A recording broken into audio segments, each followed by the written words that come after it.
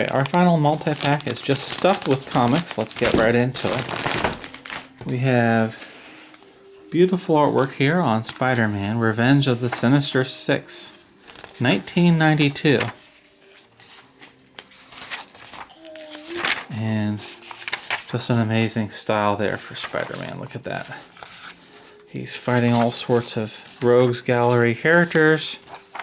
Alright, this looks like a very classic DC ad on the back. Let's see what it is. DC New Teen Titans, issue 21, $1.50. Looks like a pencil-drawn, marker-drawn cover. That's very unusual. It looks crude at first glance, but this is an unusual technique for a cover.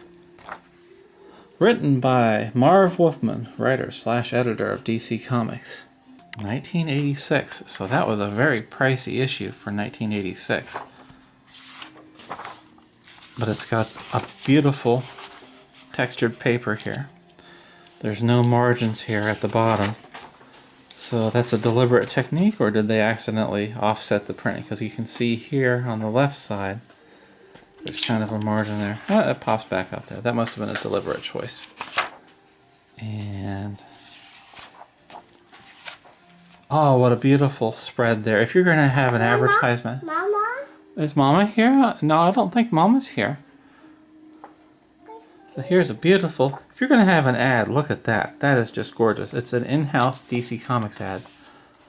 That's how you do an in-house advertisement. That's beautiful. Look at this use of shadowing here of the Venetian blinds. This was a premier comic book in the 80s. Once I discovered Chris Claremont's X-Men in the 80s, I stopped reading DC Comics forever. But look at the things they're doing here. Blue Beetle. Okay, looks like we're back to Marvel Comics. What do we got?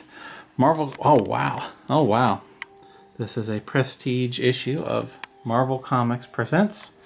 Look at that. Weapon X on the cover. BWS, Barry Windsor Smith, I think was his name. Yes, I was right. Get the camera back. And that is the featured story. Look what he did to poor Wolverine. You never see this happen to Kitty Pryde.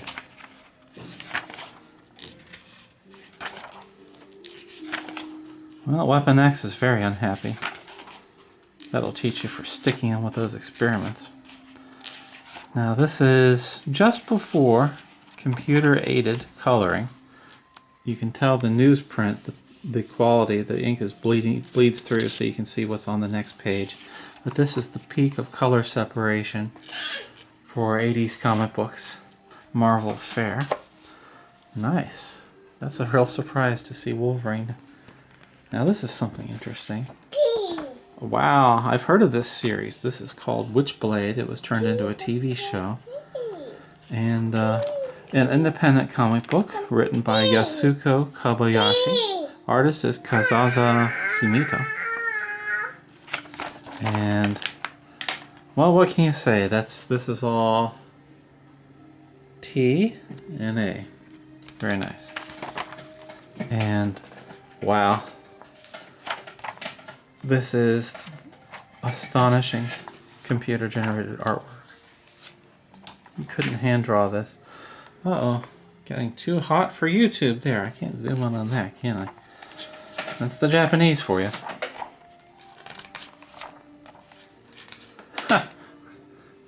Japanese artwork makes people look very strange. What are these, like zombie priests? Well, when you have disagreements, make your boyfriend eat a sword. Oh, that was the lady doing that. That's for gawking at her, I'm sure. How can mere humans fight in a battle with these gods, right? No, no, no. Put that down. Alright, look at that. It went right to the very back cover because they ran out of scenes. Awesome work. Now this is very, very unusual. You almost never see a First Comics issue anywhere. This was the publisher of Lone Wolf and Cub, Kozuro Kami. And This was 1985. When they started publishing Lone Wolf and Cub, they canceled all of their preceding titles like this. Here's the comics they were publishing: E-Man, American Flag, and Grimjack, and John Sable. Future's End, DC Comics. Look at that logo, that looks horrible. And our featured item, a 75-cent Mighty Thor, It Lurks Below. This is from, the amazing era of Tom DeFalco, trying to reinvigorate the title in 1989. Let's go here. Everything done as an homage to Stan Lee and Jack Kirby. Jack Kirby had died by this time, I believe. And from the pages, I believe this comic has never been read. I'm separating them for the first time. Anilus, The Living Death That Walks. Good thing they didn't copyright that name. And beautiful artwork. Thor versus Anilus. And we're fighting Ulog, the Green Enchanter. There's a bulletin featuring one of their staff. Stan Lee has a videotape for you on how to draw the Marvel way. And a dramatic conclusion for Thor. And the comic just kind of leaves off there. That's a strange ending. Continued is just kind of thrown in there. A continuation of the other Thor comic we had over here. I know it isn't. Alright, so that's our stack of super valued comic books. I'd say for the price, that's a genuine value.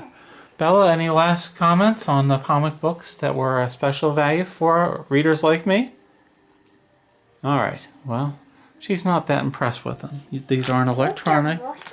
They're not streaming on Netflix. They're not on your notepad or electronic in any form.